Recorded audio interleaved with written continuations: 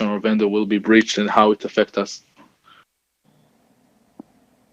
And also in the topic of supply chains, there was a recent supply chain attack performed by actually like a researcher, but it was reported it was dependency confusion, where these programs that are like compiled with a bunch of dependencies and they reach out to like public repositories for internal dependencies they use on their internal infrastructure.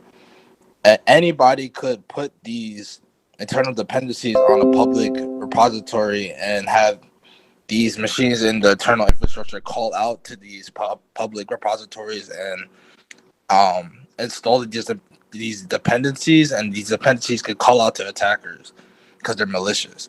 It was a really interesting attack. It was it really showed that assumption of trust in an environment is the problem, in my opinion. Did anyone hear about that? Yeah, you're talking Yeah, about that was a good one. You're talking about the people who have internal dependencies that have the same name, and then someone registered a public package with the same name, and that's how they compromise them. Correct.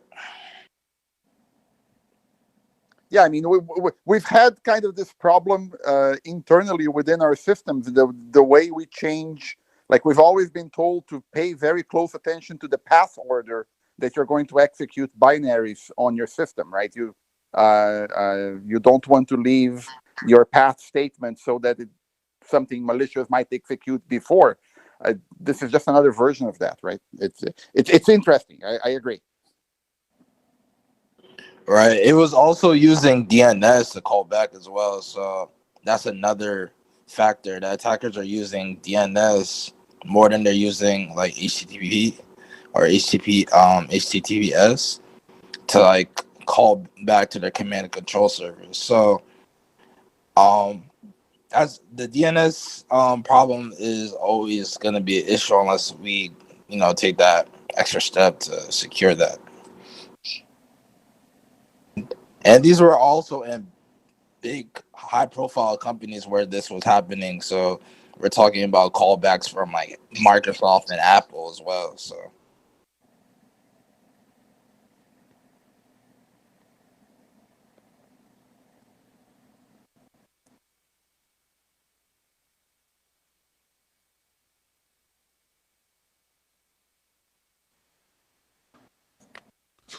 okay, we have Did we get you back?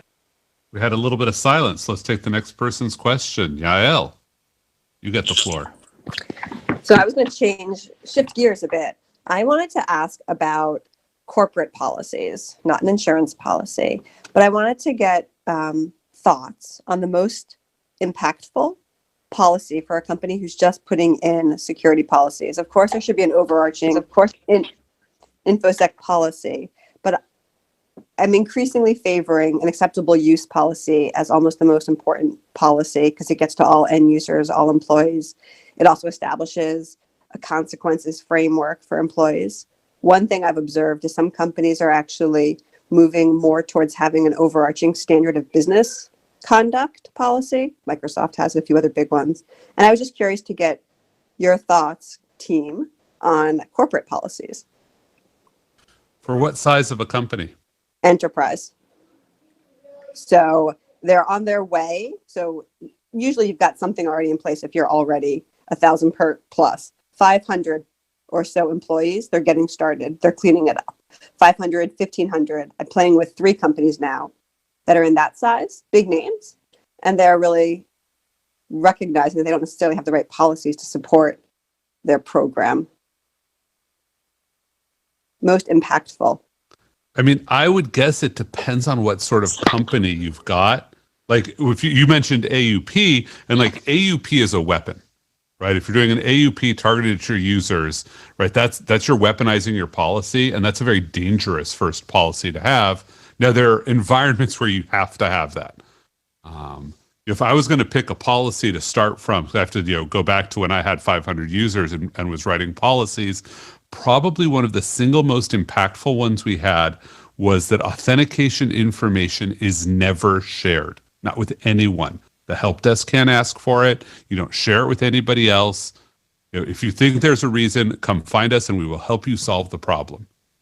But that has been more impactful across the last 20 years for a growing enterprise, is that everybody knows that their authentication information is only theirs, and it has blunted so many attacks. What about following frameworks? I've heard Delon talk about it in the past, but if you're slowly starting to get into policy, I think, wouldn't that be the right first step, Andy? So a framework is how you're going to sort of organize your policy, but here's actually the way I think about policy. 99% of the policy that you write, nobody is ever going to read, and it will have zero impact except when you show it to your auditors and say, look how cool we are. We have a policy aligned against ISO 27002.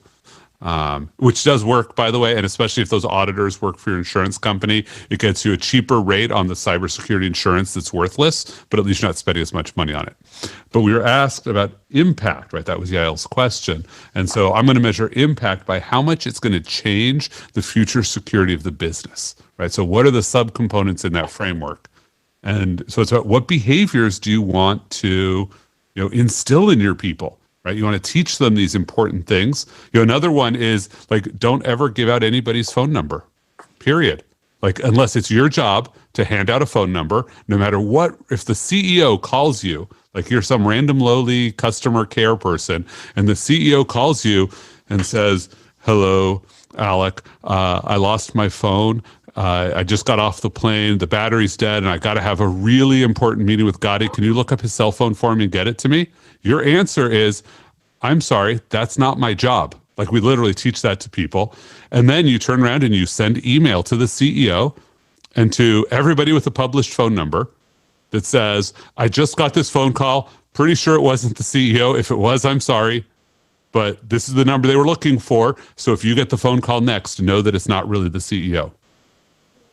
Right? That's impactful. That's interesting, because I'm in government, and that's like an unspoken rule, is like never give out phone numbers, but I don't know if it's written down anywhere. Well, not only do you write it down, but here's the other thing. And it's sort of on the edge of policy. A lot of security teams want attacks like this to be reported directly to them, and they'll decide what to do with it. And I think that's one of the classic blunders. You create a mailing list, let anybody in the company subscribe to it, but subscribe everybody with, one of the published phone numbers, all of PR, all of customer care, every receptionist, every executive assistant. So that as soon as somebody gets one of these, they report it to that mailing list. On that mailing list, you can have the security team so they know what's going on, but you want people to tell each other and to see the attacks coming in. If the attack has to go to some mailing list where somebody is going to read it in the middle of the night, and then maybe they'll decide if they're going to send out an alert, the alert comes out 4 days later, you just gave the attacker this opportunity to call 25 phone numbers, and one of them will give out the phone number they were looking for. But playing the counterpoint, Andy, so I come mostly from large enterprise before wading to some of these smaller companies. Isn't having a standard of business conduct really, or an AUP, however you want to label it, actually the only thing that gets to all employees on a consistent annual basis? And you could capture the statement about phone numbers and privacy. Go ahead. So that's about it. So I think you're mixing up a vehicle about getting to employees on a regular basis. And you can think of lots of different ways to do that. Although that's a separate soapbox I have about how worthless most annual training is, from what's going to be the most impactful policy.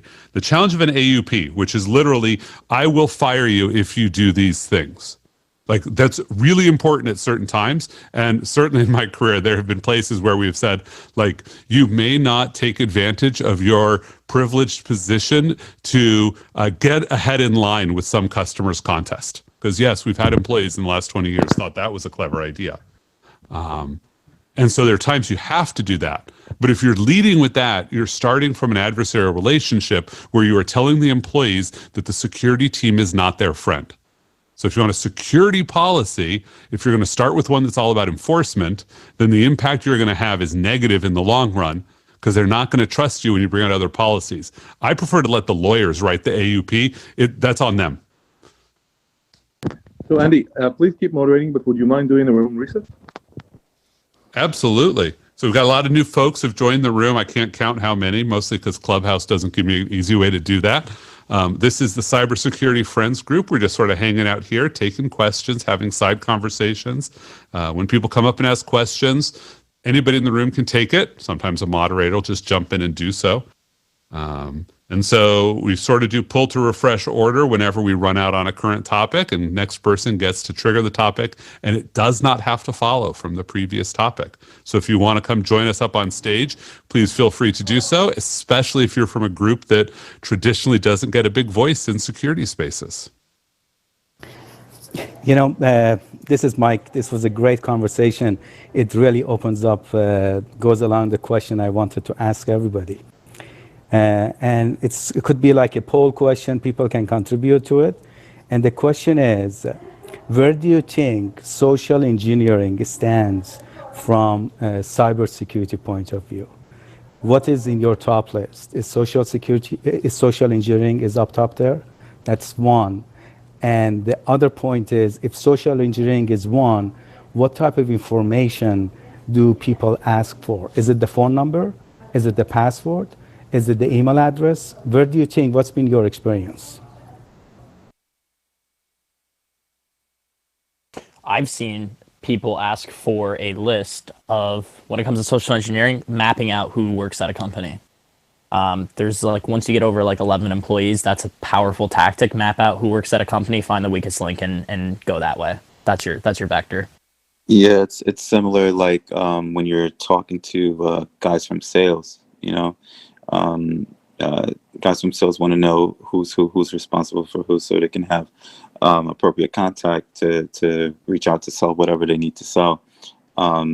It's kind of like the same same effort, you know, from whomever this person may be, and you just got to be careful, you know, what you give out.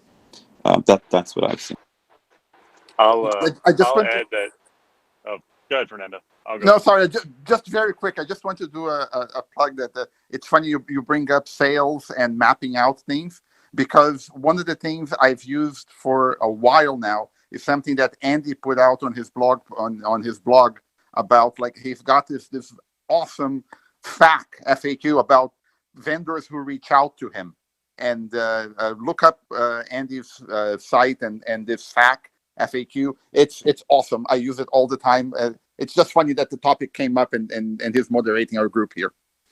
Thanks, Fernando. You can easily find it if you just Google CSO Andy vendor rebuff, spelled REBUF.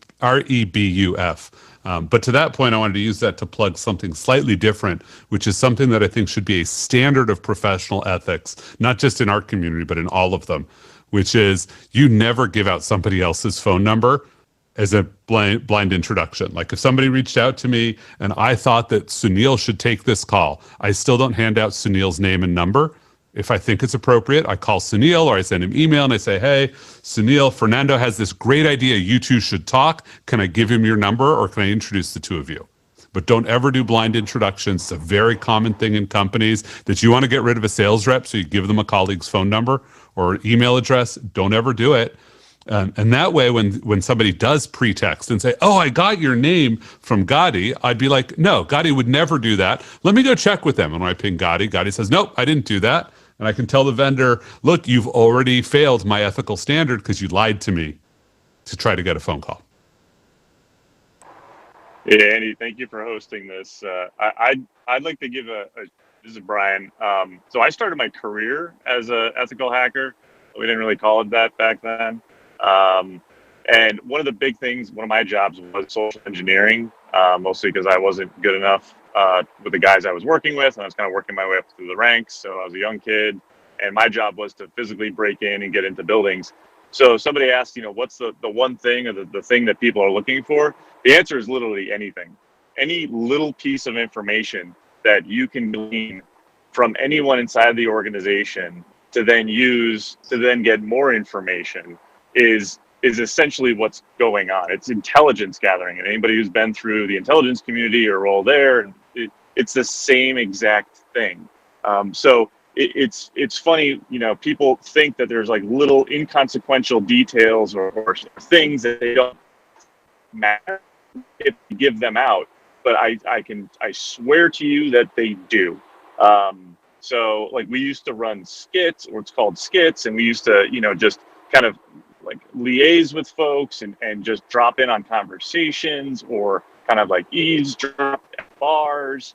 You find out kind of where people are hanging out, and the littlest things would give you enough information to build a story, to then be able to create a better persona that was more believable, to then get more information, to then actually get to your target. So don't discount trying to shore up the little details. Don't think that those things are going to be they aren't going to matter, because they will. Thanks, Brian. Also, That's a great if point. I could add, go ahead. If one thing with my colleagues in the past, I've always been concerned about, sometimes too, when we start working on certain projects, of course, that are secret internally, is the resumes of us. I never got to really have a conversation, I guess, with a group like this, but have you guys had concerns about, the details put on resumes? Let's take, for example, on the outside looking in, you want to know what what technology this organization is using, and what have you guys heard of, people, I don't know, looking up on job boards to get an idea? Okay. Yeah. Oh yeah, you do that. Absolutely. You go look in GitHub, because a lot of people who are software engineers will take code snippets that they worked on from one employer, put them on GitHub to show them to prospective employers, and it gives you fantastic information there. But I think Brian had a great point. That's why I want to make sure we hit on this one before we get to the next question, which is everything is valuable. The attacker doesn't know what's valuable, so they're willing to take anything because they can use it. And as defenders, we often have a fixation on rank ordering our assets and only protecting the ones that we think are most valuable, whether that's systems or data or information. And really, like anything gives somebody a toehold that they can potentially exploit, because we don't really know how valuable it is. If I could Andy, add,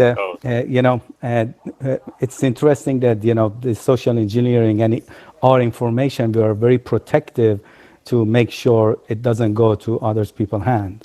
But though, what do you think? All of our info is available on social media. Even you can get, email address in hunter.io. You can get phone numbers. So though we are very protective, it's out there. So what are those challenges? So I think a lot of it is, but Mike, that's two questions that you went to. So you're sort of hogging the platform and the mic. So when we come back to you, maybe we tackle that, or someone can follow it. But I think Becky has been waiting very patiently for an opportunity to inject a question. So Becky, if you want to take the question for us. Hi guys. Oh no, I've really been interested in hearing all the questions and what you've been discussing here. So just changing tack a little bit, and because I want to understand it for myself. Cyberbullying, children grooming, all this hate speech online, all this bad stuff that's going on. Is technology not at a point yet where we could basically filter and get rid of the hate language, the cyberbullying, the cyber violence, all that sort of stuff? Why, with technology being so advanced, are we still having to deal with that online, and it's still affecting us? Like, I was thinking in terms of the cyberbullying and the children grooming, I mean, there's sentiment analysis, isn't it, in the technology? Is that not yet strong enough to be able to filter and basically redact content that people shouldn't see? So there was a Penguin game that very limited how much communication people could do, right? It didn't even try to filter out. It only filtered in. And people still were able to create languages that allowed them to do grooming in it. And that's one of the biggest challenges, is humans are versatile. Let's just imagine, right? We could imagine a wonderful world in which I don't have to be worried about being called hateful names because of my religion, and you don't have to worry about being called them because of your skin color. And do you and I really think that wouldn't stop hateful people from coming up with slang that you and I would both know was aimed at being hateful at each of us? And it becomes bullying, and now it's like, oh, how do you figure out what this is? Like, I've got to deal with people, worried that I'm using my space lasers to start fires in California, when really I only use them to do popcorn in my own house, but that's a different question. So no, I don't think the technology is there, nor is it likely to ever be without some pretty harmful consequences. Why stopping at words? I think in the TikTok area, maybe dances will be, there will be insults in dances or something like that. Well, in fact, consider the OK game that, a small group of people used as a symbol for white supremacy, but tons of people used as just a, silly game of, made you look. And could you get your fingers there? And lots of people naturally, when they're talking, put their hands into that gesture. How do you decide when it's okay and when it's not okay? But so, yeah, it's the gestures and dances problem. So I wish we didn't have to deal with cyberbullying and grooming, but I don't know how to have that and still have communication. Yeah. That is the problem. Humans will still be humans, and we need to be able to connect. That's how we, get stronger and build our tribes. So yeah, it's a quandary. Okay, to quick reset the room, since we've probably had some folks join us. This is our semi-regular, sometimes daily, sometimes not daily, cybersecurity friends room. Any question is fair game. As you've noticed, if you've been here for a little bit, we don't stick to one topic. If you want to come jump up on stage, raise your hand. We'll pull you up. We take questions sort of in pull to refresh order. So whoever's the sort of next one in line after the last question is who's going to get to sort of start our next topic. And so I think that is now Dion. Hey, it's DeLon. DeLon. My apologies. I'm a football fan, so my eyes just turned that L into an I. So not a bad one. Not a bad one. No, I didn't really have a question per se. I'm just glad to contribute to the conversation. Of course, I have interest in all areas, but maybe did you guys already discuss what came about with the in Florida, the hack on the critical infrastructure out there? I read some of the report and I saw that it was I believe it was a Windows 7 machine. Yeah, it's Team Viewer on Windows 7. We went through that one, and I got to say, I was not very happy with the room because I didn't get a lot of appreciation for my very basic jokes about that one. I am going to keep doing that joke as long as I can, just so I can do the sound effect. Can I get an encore? I think, sure. Well, since you asked, I actually think this whole attack was just a lie. And a big lie that they were going for. So that's just my basic read on the situation. Based on what? What they were inserting was sodium hydroxide into the water supply was the attempt, which is a basic chemical commonly known as lye. It's a pun. I had to ask as well, Delon. Don't hate it. Don't hate the player, hate the language. So I would like to use the opportunity to say, Oliver, my God, I'm so happy to see you. I'm meeting people here I haven't seen in a long time. Are you there? Can you say hi? I'm here, yeah. Hey, Gaddy, how you doing? I'm doing great. I'm just happy to see you here, and thank you for joining the room, and I'm hoping to catch up with you later. But I'll bring the floor back to Andy.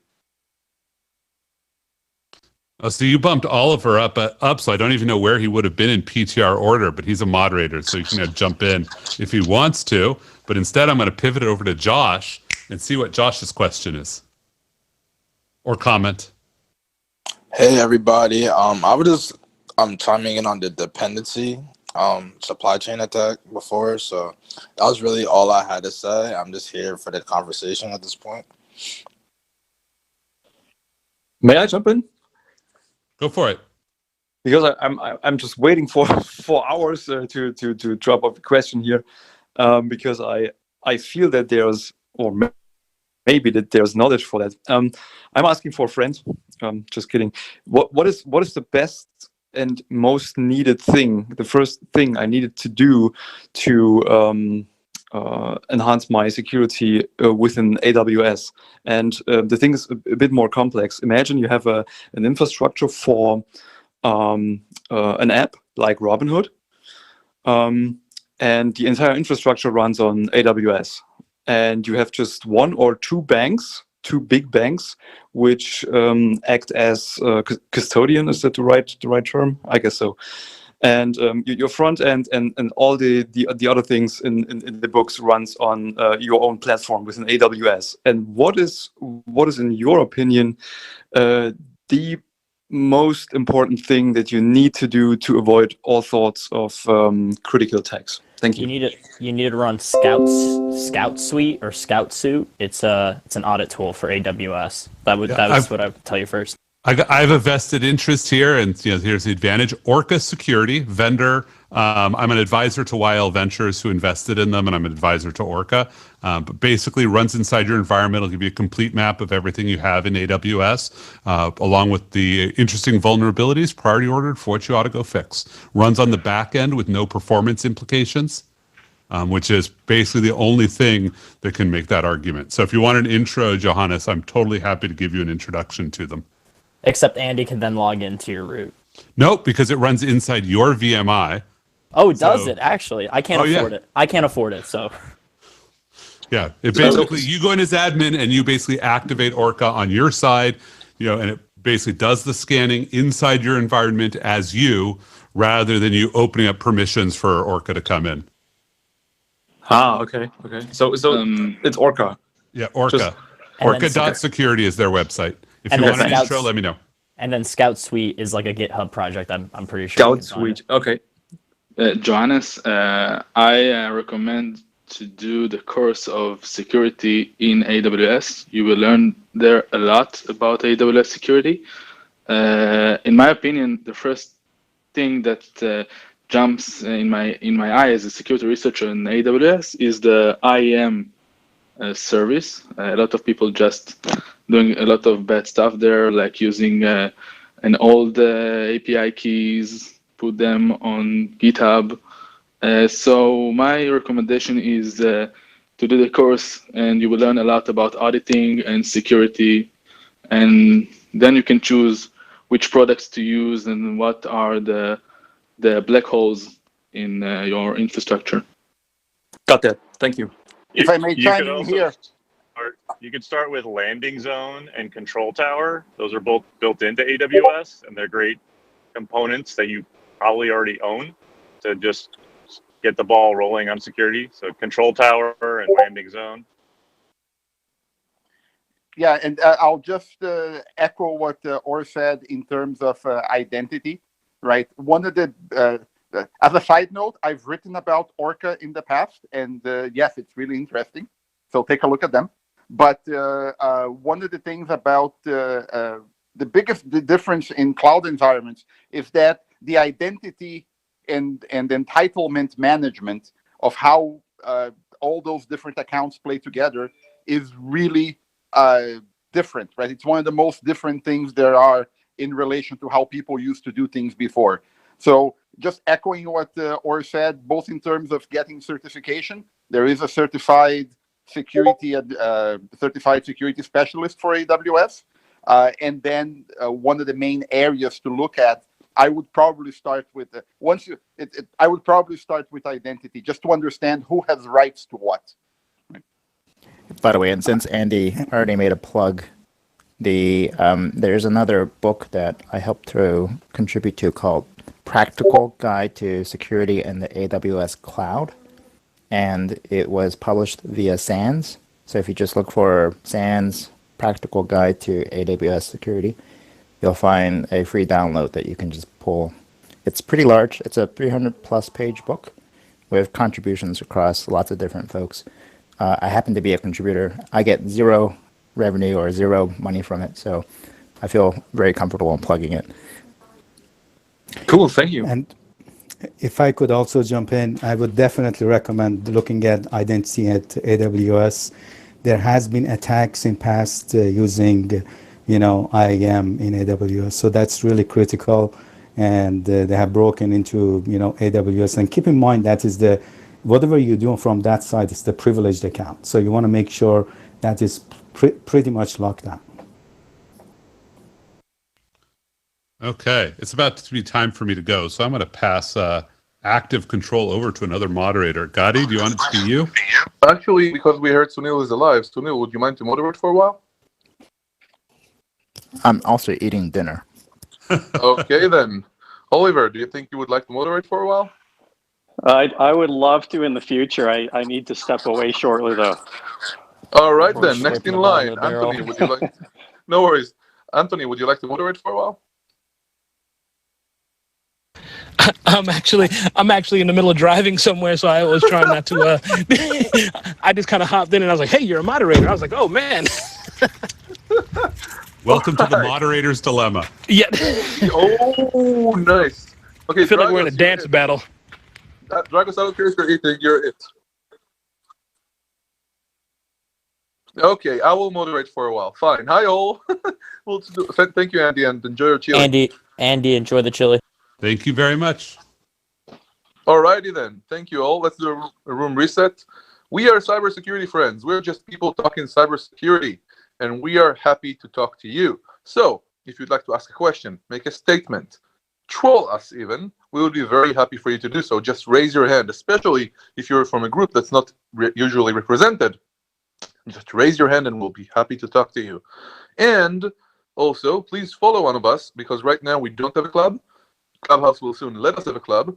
And to know when we do this again, tomorrow or next week, you would need to follow one of us. So, with that, who is next in line and waiting to speak? Is that you, Brian? Oh, am I the only Brian? Actually, I got a. I have to like flip through the screen to see if that's me. Actually, I had an interesting follow-up to the gentleman who asked. Somebody asked about posting resumes or information you get from resumes. Really great question, but another awesome source of data just like that, and even better, is the job postings themselves. So if your HR team is usually working with your IT or whomever team to staff that next position, they will list all the technologies that you are currently using as a company because they're trying to attract somebody who knows those technologies. Well, as an attacker, it's really beneficial to find all that out if I can't do any type of open source fingerprinting on your external perimeter or anything else. If suddenly your HR department basically hands over your entire IT stack to me through some job postings. So it's a tough one to juggle because you obviously want to attract talent and HR is going to post that. But if you're an IT security leader or if it's your job at a smaller firm, be friends with the person who's posting those things. See if you can't cull some of that information before it just publicly gets stated. Try not to specify exact version numbers of systems or applications. If you can, try to make it a little bit more vague. But that's definitely one area to look out for that leaks a lot of inside baseball, if you will, on an organization's current posture. All right, thank you. I have to head out, guys. Thank you for guys and gals. Thank you for the room. Gadi, I was Thank here you, for Alec. hours with you. Always appreciate your contributions, Alec. Thank you for coming in. So just to make sure, Josh, you are happy with your question? I don't want to skip you by mistake. Yeah, I already made my statement. Yeah, just making sure. Yeah. So yeah, I'm just here for the conversation at this point. Thank you. Just wanted to make sure we didn't skip you. Justin, you're up. Yeah, no, I'm much like Josh. I've made my peace and I'm just hanging around here for the conversation. So thank you. That's okay. I don't like you anyway. Just kidding. Sako. Hey guys, I have a couple tool. I was just curious because I'm doing kind of spike around it. I want to just list and what are your thoughts or experiences? Would it be fine within the context? I would say go for whatever. Yeah, sure. So couple of things. So first thing is about the key management, AWS Secret Manager versus the Vault. If you guys have any experiences and pros and cons, and if you use and which one you picked over. So second thing would be before the second thing. Before we forget. Let's see if anybody wants to jump on this first thing. Anyone? I can jump in. I can say that I use the Secret Manager and not the Vault because it's a managed service. Vault is a very nice thing. I like HashiCorp. I like their products, but in order to use Vault right, and you know, this thing is very, very crucial to your company because this is where all your secret information will be stored, and you have to implement it in the right way. Sorry, just quick update. HashiCorp came recently with the Vault Cloud. That's also they're in beta, but they also came. Just quick update. Do you speak about Vault of Azure or you speak about the Vault of HashiCorp? HashiCorp Vault one, they came also with a cloud version recently. They're still in beta. So yeah. Which is it's very nice to hear, but I'm still using the Secret Manager because it's managed. But I will look it up about the Vault managed solution. But this was my decision in I think 6 months ago because it was managed by AWS. Just quick follow-up question on that also.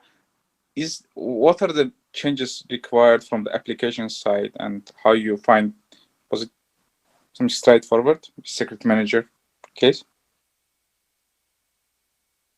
A lot of examples in the web, and one of the nice things is that because you can put it on, because of the roles that I don't want to really go inside of talk about specifically AWS and these things, but to say the very small thing, because the assume role, it's very nice to because we are using a machine which uses an assume role.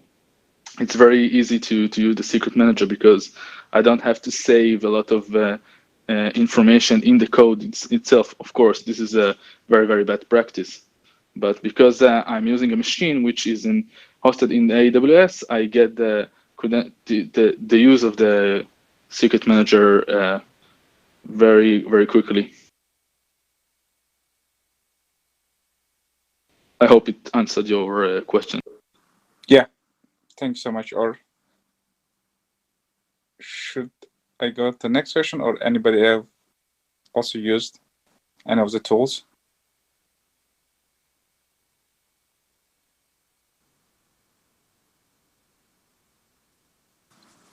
All right. There was a second part of the question. The second part of the question is about the sensitive data, either it's in source code or any data storage itself where you're storing. So what are the tooling you use to find, look for inside as a code or inside the, as I said, any kind of storage? And I know, let's say AWS, Maze, and all these kind of stuff, there are different tools. Just was curious, any one you find valuable or helpful?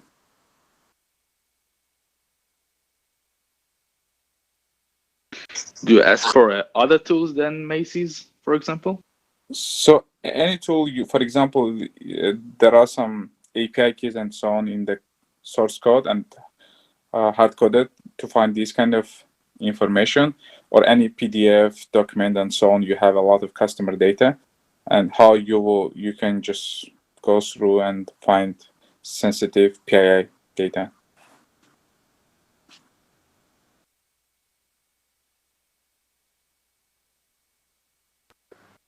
All right. Would anybody in the audience perhaps would like to raise their hands in order to ask this question? In the meantime, perhaps you can try to explain this question from a different angle so we get it better. Sure. So yeah, just in the source code, sometimes the developers, they bake any secret information, secret credential, and as a security team, just for audit purpose, you can use any tooling, or make it part of CI/CD to find out this information and let the developers fix it. Right, Alan, did you want to step in on this? Yeah, sure. Thanks for inviting me in. So that's an interesting sort of security thing a lot of companies are trying to adopt early on. And I think like a really, like starting off simple, I think going into using things like open source projects like TruffleHog is like really good to get out these like really low hanging fruits. a lot of really good integration is happening with like things with like GitHub and their sort of secure enterprise security part of their business. And it's really nice to see like them taking in businesses like Dependabot and things like that, and really trying to like also find these really low hanging things and really try to make the sort of open source ecosystem a lot better. GitHub is, as like you may also know, have like acquired SEML, and like CodeQL has become like a really big sort of step where they try to really combine this sort of research and like statically analyzing the code that you put in your repositories, being able to really bridge like that innovation into security. And I think like these types of open source tooling is really powerful and really useful, and is really scalable even to like an enterprise level for finding these really low hanging issues, and can really help save a lot of time, find a lot of these issues, and really push like sort of product security forward for the business. Sorry, Alan, what was the first tool you mentioned? Sorry. So there was TruffleHog, but there are a ton of other sort of open source tools that do a lot of these secrets detection and a lot of this type of work, just finding these files and like very small sort of information inside your repositories or code bases. But yeah, it's definitely up to you guys how you do want to like pursue this. There's a lot of options, of course, in the open source environment. Yeah, what I come up to mention was what Alan said, which is TruffleHog. And it's pretty cool how it works. Is say you got the security team, you can git clone a developer's code repo and run this tool against it. It'll look for a few things. It'll look for some static strings, things like begin RSA private key. You know, if that's somewhere in the code base, that's probably not good. But as well as that, it tries to be a little bit clever. It looks for high entropy strings. So if it finds a big chunk of base 64, it'll just bring that to your attention and go, I don't know what this is, but it looks like a big bunch of base 64. Is it an API key? Is it a crypto key? I don't know. It's up to you to decide. But TruffleHog, what it'll do is it'll search through the code. It won't make too many decisions for you. It'll just bring those sorts of things to your attention as a security person to say, you know, what is this? Should it really be in the code? And as a security person, you can say, well, no, that's actually a high value secret. So I'm going to ask the developer to A, take it out of the code, B, regenerate the secret, C, don't put the new secret back in the code, and use something like AWS SSM or Vault or something like that to actually manage that secret. And by the way, Sako, it's not only it's not enough to look at the latest branches and tags in your repository, because maybe in the past someone in some commit put it a secret. So if we had a client which his repository was breached and somebody adversary could read the commits too, so he looked and saw some secret that mistakenly was added to the code in one commit and then deleted. So it's important to use a tool which looks at all your repository, including all the old commits, and then you can delete things there that are very critical and you know. Yeah, TruffleHog does that too, and that's the important thing as well. It's not just delete the secrets from the source code. It's like, well, we probably should treat these as having been breached and actually rotate them. Because if you just delete them and then recommit the code, then yeah, exactly, they'll be hidden in the history of that repo. So it's important to not just delete. You have to actually rotate the secret. Thank you, guys. I just checked. It's quite promising. 5.5 around K stars. So it looks like it's widely used also. And Gadi, I had one more question. I'm not sure for timing if it's should I ask, or I can also go for it. Sure. Thank you so much. And one last question I have regarding you guys, if you use anything related to Terraform and Helm chart, because right now it's as infrastructure as a code, it's, you know, most of the, at least small to medium folks, they're using Terraform as a Helm. And there is also one tool called TerraScan. I met with the CTO, the co-founder of them, and they were doing kind of quick demo. I was curious if you guys have any experience. They kind of detect this drift in your configuration and so on, and from security posture. And yeah, I was curious. That's my last question. Thanks so much.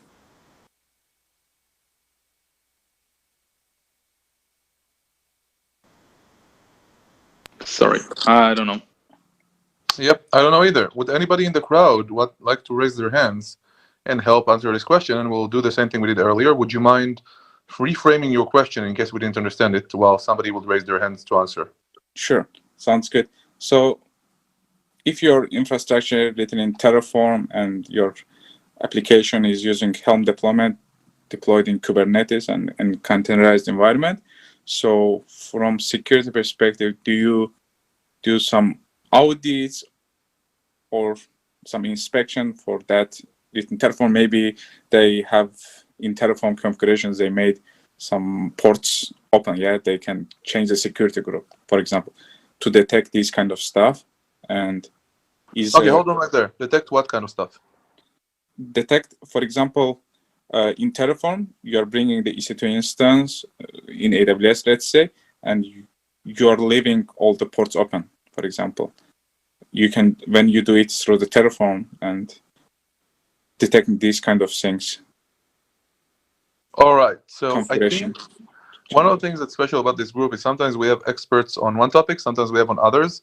It seems like right now we do not have a Terraform expert. So what I would ask you to do is to come back next time we do this and ask the question again. And I can pretty much guarantee there will be several experts here to answer.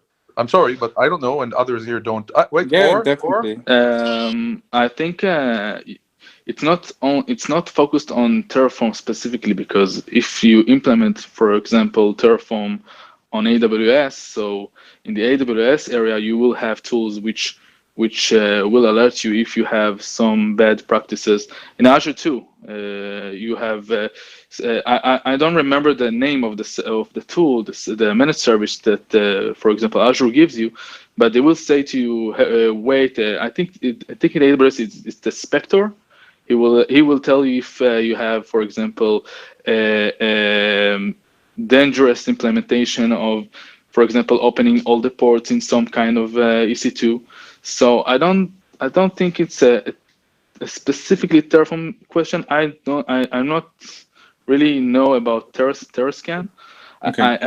I do know that you have to be very careful about the configuration file which Terraform creates for you, and you have to keep it in a safe place because there will be their secrets in there. So that's all I can tell you. But if you use, for example, Terraform for AWS, you can use other tools like Spectre, which will show you if you have tools there, deployments there that are very dangerous or crucial. Definitely, or we have used the AWS as a config audit that's doing the same similar thing.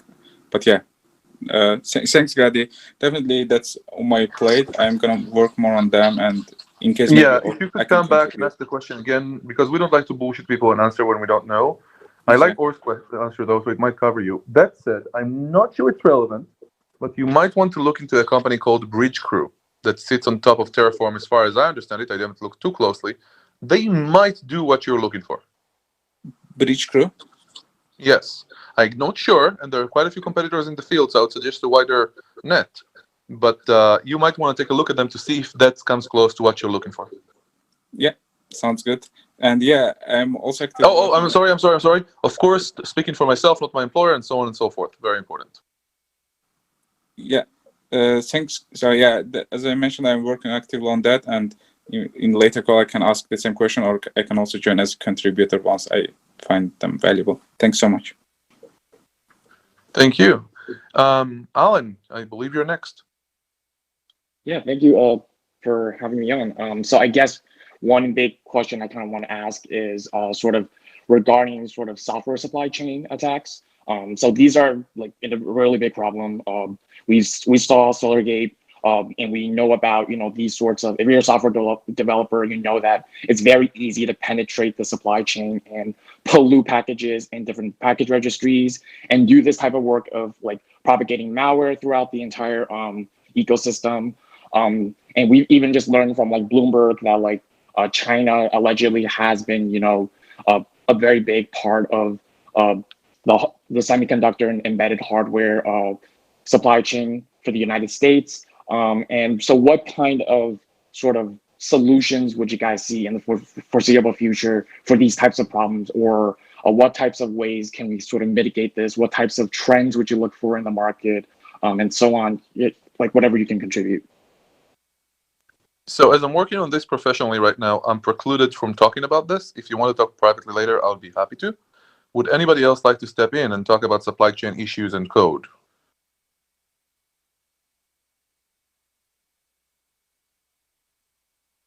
I can summarize all the answers that the conclusion is zero trust, but that's it.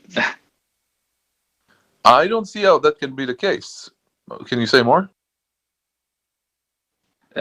Because everybody that talked about the SolarWinds and all the supply chain attacks, in the end talked about zero trust. I'm not really convinced, but that's what people answered in this group. I also challenged people when they mentioned zero trust, both because it's a buzzword, and I believe identity is a much bigger issue.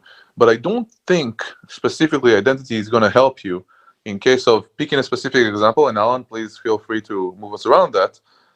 In the case of a backdoor in an open source tool that you are using, as an example.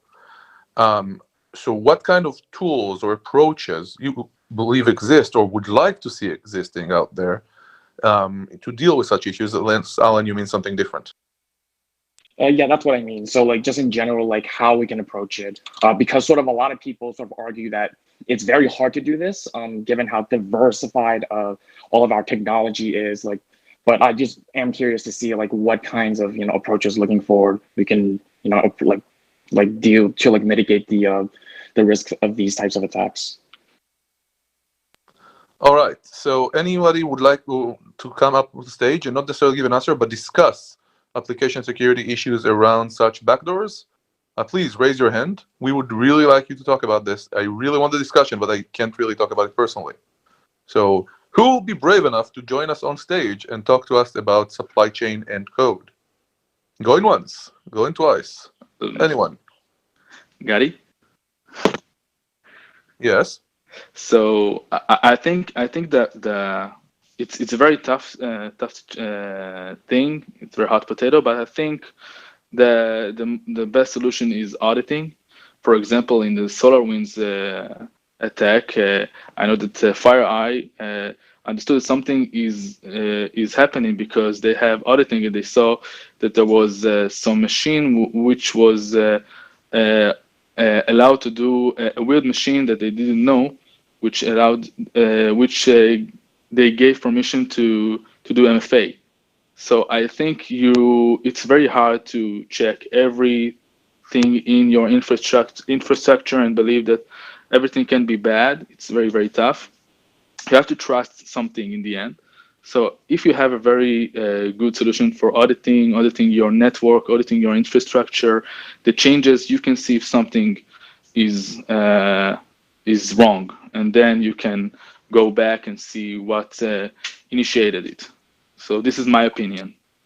It's a good opinion, although I believe that today, when we start to look at the CI/CD pipeline and what it enables us to do, we can look at things all the way from where we ingest the code, how we test the code as part of the process of ingestion, how we go through the software security lifecycle from design phase through the submission itself to changes later on, as well as perhaps operational monitoring, even sandboxing. There are a lot of solutions out there, most of them still theoretical, and some companies also that are working on this. However, this is the second time we're encountering we don't really have AppSec people here that can talk to us at the moment.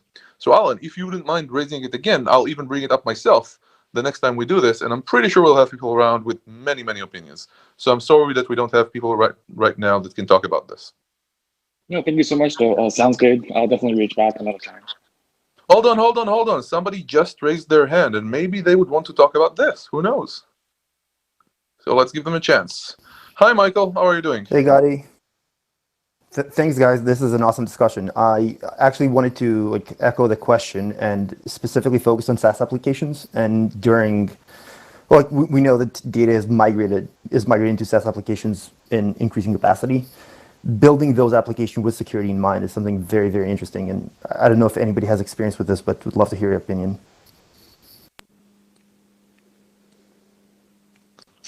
So I can Go ahead, Jenny. I can make a comment on our struggle with procuring SaaS applications as a state, because when we do our procurements, we have a very heavy section on security. And what we found is most of the technology that is out there has been building to operations, has been building to perform a certain task and do it in a very flexible way to provide the most to their customers. And security has not been at the foundational development of the code. They've been adding security after it's been deployed or when security issues have come up. So I think talking about supply chain and how a lot of this is developed, until there is a requirement that security is built into your software development and your coding, and that you have to test security before it's deployed, which I'm not sure is going to happen. I think this is going to be an ongoing issue with any kind of software, whether it's a service or whether it's just a software outside of that. That's a very interesting point. That's why we're seeing way more ISVs or third-party providers building with that software to solve those problems.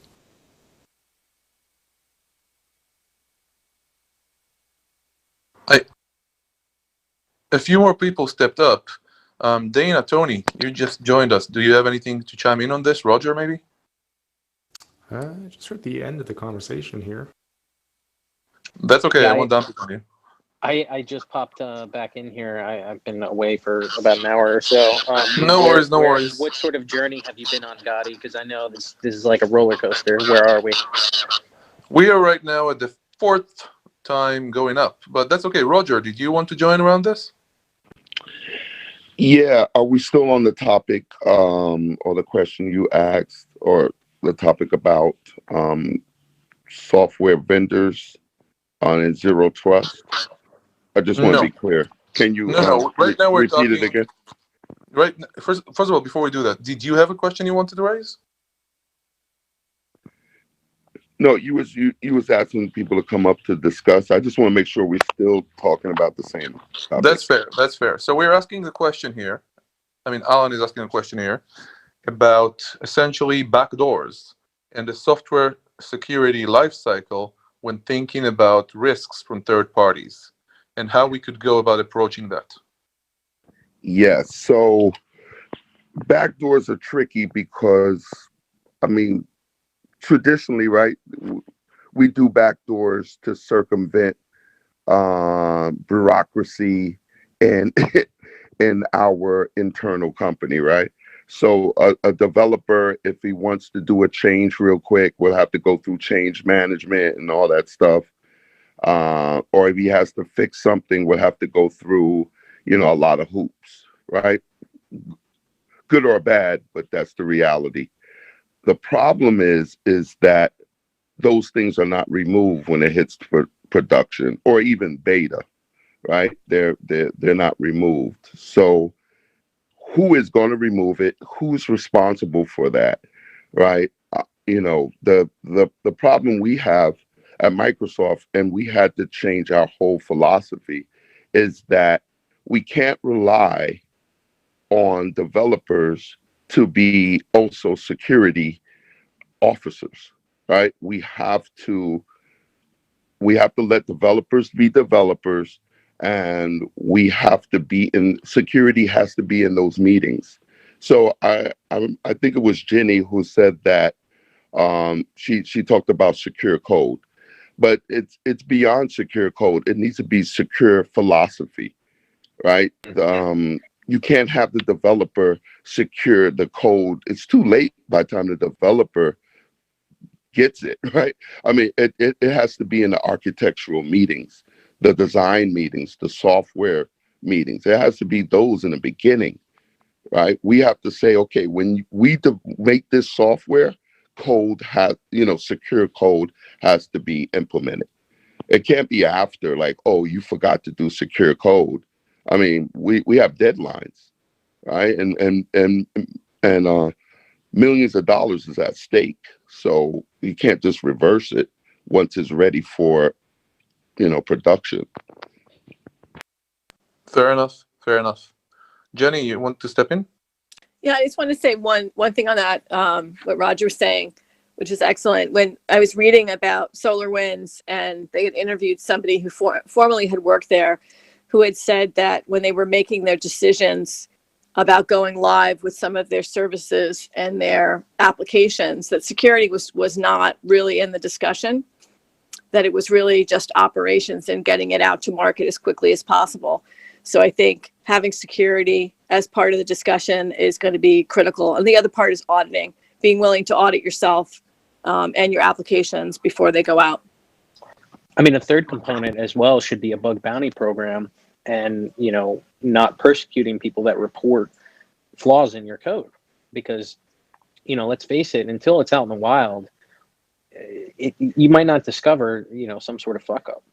So having a mechanism for people to report and to be compensated for it kind of changes the incentive structure a bit for some of these actors. All right. I am feeling that this is a good time for us to wrap up the room for today.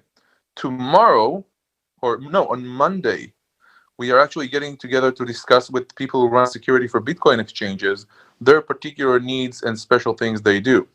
So you join us on Monday, and we'll either tomorrow or Tuesday do another Cybersecurity Friends. Follow one of us in order to be able to see when that happens. And thank you very much for participating today. Unless somebody would like to say something to end with, or raise your hand immediately to say something, then we'll close down the room. Any takers? Thank you, Gotti.